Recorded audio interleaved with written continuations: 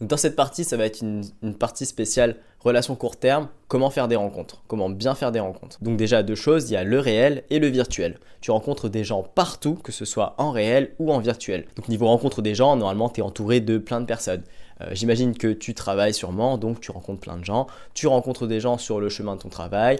Tu fais une soirée avec des amis, tu fais une sortie, etc. dans un bar, bah du coup tu rencontres des gens aussi. Pour internet, tu es sûrement sur des réseaux sociaux, donc tu connectes avec beaucoup de personnes. Tu as du coup peut-être un Facebook, un Instagram, un numéro de téléphone et autres. Tu as une carte d'identité virtuelle aussi. Donc on va commencer par le réel. Donc dans le réel, tu rencontres beaucoup de personnes.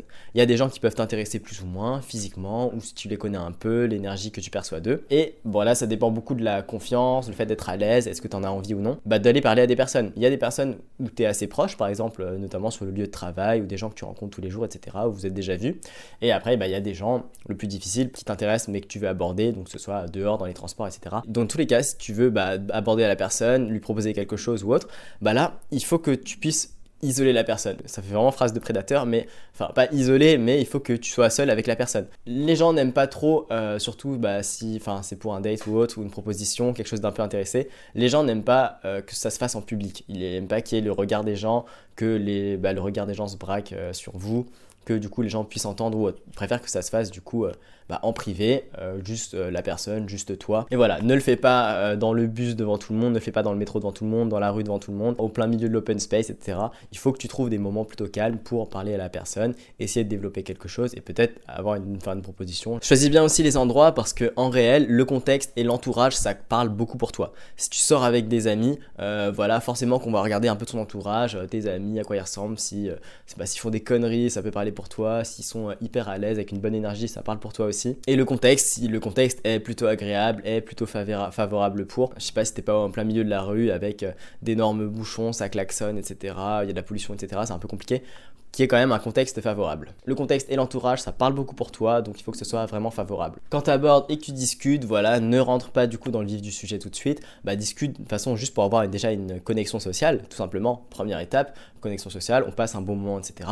Et après, peut-être que là, du coup, tu peux inviter la personne à aller prendre un verre, vous échangez vos contacts, vous prenez du coup les Instagram ou autre, je sais pas, vous parlez d'un sujet, je sais pas, elle adore la pêche, du coup c'est trop stylé, la pêche, vas-y, montre-moi des photos, ou montre-moi des trucs, et si jamais elle a un Insta et tout, tu peux peut-être dire attends, je vais prendre ton Insta pour regarder, etc. Le but quand même, c'est de prolonger la situation, c'est que tu puisses la revoir, que ça puisse se développer. Mais faut pas que ça se fasse trop vite, il faut que la personne quand même ait ce sentiment de passer un bon moment, d'avoir une bonne énergie, qu'elle ait envie de poursuivre, etc. Toi aussi, c'est pas bête, hein, tu vois les signaux, tu vois quand les gens sont intéressés, pas intéressés, donc voilà. C'est un truc qui se ressent. Ne pas être impatient surtout. S'il faut que tu t'interagisses avec cette personne une, deux fois, trois fois, etc. Là tu peux. Après si c'est une personne que du coup tu croises et que tu vas pas pouvoir revoir assez vite, là du coup il va falloir aller un petit peu plus vite, être un petit peu plus explicite sur tes intentions. Voilà, du coup c'est beaucoup de risques, t'es obligé, mais du coup il faut que tu sois prêt du coup à ce que ça marche pas. Si la personne du coup est pas intéressée, elle doit y aller, etc. Là il y a pas de problème. Pareil, je vais pas faire un cours sur la mentalité, sur la confiance en soi dans la séduction, mais que les personnes soient intéressées ou non, ce n'est pas grave. Plein de gens qui sont intéressés, il y a plein de gens qui te conviennent. Toi, tu peux même pas savoir quelle est la personne qui te convient le plus, etc. Voilà, au pire, si ça le fait pas, c'est pas grave. T'es en confiance, tu connais ta valeur. Il y a plein d'autres gens qui peuvent t'intéresser. Il y a plein de gens que tu intéresses aussi. Donc voilà. Mais en tout cas, sur le réel, tous ces skills sociaux que tu as appris, toutes ces compétences sociales, cette intelligence sociale et émotionnelle, là, du coup, tu peux t'en servir vraiment pour en parler, pour avoir une bonne conversation, pour avoir une bonne discussion, quelque chose d'intéressant. En même temps, tu peux un petit peu débâcher ta vie, tu peux lui poser des questions, être sincèrement intéressé. Là, c'est vraiment la pratique, c'est vraiment l'application de toutes les choses, toutes les compétences sociales qu'on a pu voir ensemble. D'ailleurs, parenthèse, j'en ai pas parlé, j'y pense là, mais bien sûr, très important, il faut que tu sois beau, il faut que tu sois soigné, il faut que tu sois en confiance, il faut que tu sois stylé, voilà, il faut que tu sois plein de choses. Et bien sûr, si t'es petit et que t'es complexe de ta taille, c'est quelque chose qui se voit, du coup, il faut que tu puisses aussi débâcher sur plein de choses. Donc, c'est pour ça que parler, c'est quand même assez important. Ne pense pas qu'on va faire juste un eye contact avec toi, ça peut arriver, mais c'est quand même assez compliqué. Mais du coup, voilà, il faut que tu puisses débâcher, il faut que tu puisses parler, il faut qu'au moment où tu ouvres la bouche, que tu donnes tes premiers mots, on fasse waouh, qu'on ressente vraiment cette confiance, on ressente vraiment que t'es pas n'importe qui, et c'est ça le plus important. Ce serait pas honnête de dire que c'est facile, totalement possible en réel. C'est vrai que quand t'es petit, c'est quelque chose qui se voit. Raison de plus pour pas le faire en public, où les gens, ça peut les déranger, de dire là qui m'aborde, ce mec beaucoup plus petit que moi, etc. Socialement, ça peut un peu déranger, donc c'est pour ça que je te demande de le faire plutôt en privé. Et d'ailleurs, je te le dis aussi, c'est pas la manière la plus simple. Tu peux le faire, et forcément des fois faut le faire. J'ai été amené à le faire, etc. Quand il y a quelqu'un qui t'intéresse, notamment à très court terme, quelqu'un que tu vas pas pouvoir revoir. Mais voilà, encore une fois, comme on a vu précédemment, il faut que tu débâches, que tu montres vite ta complexité. Ensuite, pour Internet, donc bien sûr, on est tous connectés, on a tous des réseaux sociaux, si tu m'as découvert, si tu me vois, etc., c'est que tu es sur Internet, on a vraiment tous une présence, tout le monde. Et donc, tous ces gens que tu vois à l'extérieur, tu peux les retrouver d'ailleurs sur Internet et il y a d'autant plus de monde sur Internet parce que du coup, tu rencontres pas tout le monde en physique. Mais par contre, sur Internet, tu vois tellement de personnes passer. Donc, c'est quand même hyper important d'avoir une belle présence Internet. C'est un lieu aussi propice à la rencontre. Il y a de plus en plus de gens qui se rencontrent sur Internet, ça pose pas problème. Bientôt, ça va être la très large majorité des gens qui vont se rencontrer sur Internet et il n'y a pas de souci avec ça. Donc, sur Internet, quand tu contactes quelqu'un, quand quelqu'un te contacte, quand tu as vu quelqu'un à l'extérieur et que tu la retrouves sur Internet, etc., qu'est-ce qui est important? Le plus important, c'est les photos. Il faut que tu aies des belles photos de toi. Il faut que sur cette photo, tu sois agréable. Il faut que les photos soient belles. Pas forcément que tu sois méga beau, mais il faut que la photo soit un minimum stylée. Il faut que tu te trouves plutôt beau sur la photo. Il faut qu'il y ait un travail de couleur, d'éclairage, de style, etc. Ce que tu veux, mais il faut que la photo soit pas anodine. C'est pas la vieille photo dégueulasse que tu as pris avec ta caméra frontale dans une mauvaise position en pyjama, etc. Il faut que du coup ce soit une belle photo quand même travaillée. Une belle photo, ça montre aussi que tu prends soin de toi, que tu aimes ton apparence, etc.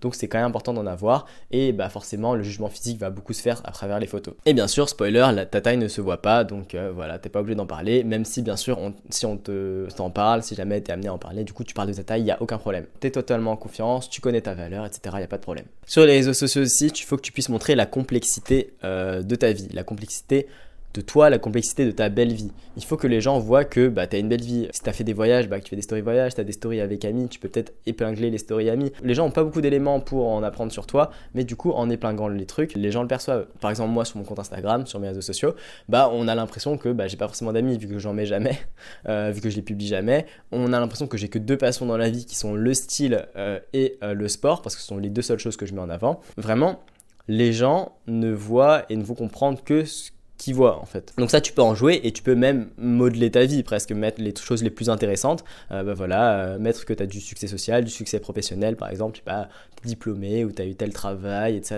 toutes les choses plutôt valorisantes de toi que tu connais, le travail d'introspection sur ce qui est valorisant, ce que les gens aiment, ce que toi tu aimes, tu peux aussi le mettre en avant subtilement, légèrement, juste un peu sur les réseaux sociaux. Pas en faire des caisses, etc. Mais petite story à la une, petite photo, petite mention, etc. Les gens vont tout regarder. Si jamais les gens sont un minimum intéressés ou ils disent peut-être qu'il y a quelque chose, les gens vont tout regarder. Ils vont regarder toutes tes photos. Tu as 10 publications, les 10 vont passer au radar. Les gens vont même parfois regarder dans les commentaires, regarder les bios, regarder les descriptions de chaque photo, etc. Les gens vont tout regarder. Ensuite, dans la conversation, le but, ça va être de se voir, de se revoir, etc. Mais ce qui va beaucoup parler pour toi, ce qui va faire un peu office de première impression, les choses sur lesquelles les gens, du coup, vont s'attarder, ça va être tes photos, que tu aies de belles photos. Et du coup, ce que ton profil dit de toi, sur ta vie, sur ta complexité, est-ce que tu as une belle vie ou non. Et même d'ailleurs, tu vas attirer les gens à toi naturellement, parce que plein de gens vont voir ton profil. Si tu mets quelques photos, quelques vidéos du tout, il y a plein de gens qui vont le voir.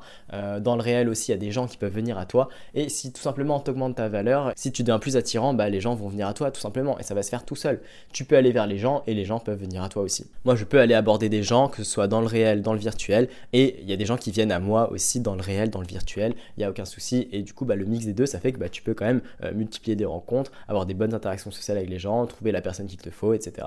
Je vais créer un canal spécial, on pourra s'aider, s'entraider, raconter nos anecdotes, qu'est-ce qui marche pas, etc. Il y a plein de gens qui vont sûrement compléter ce que je dis, qui vont rajouter des choses.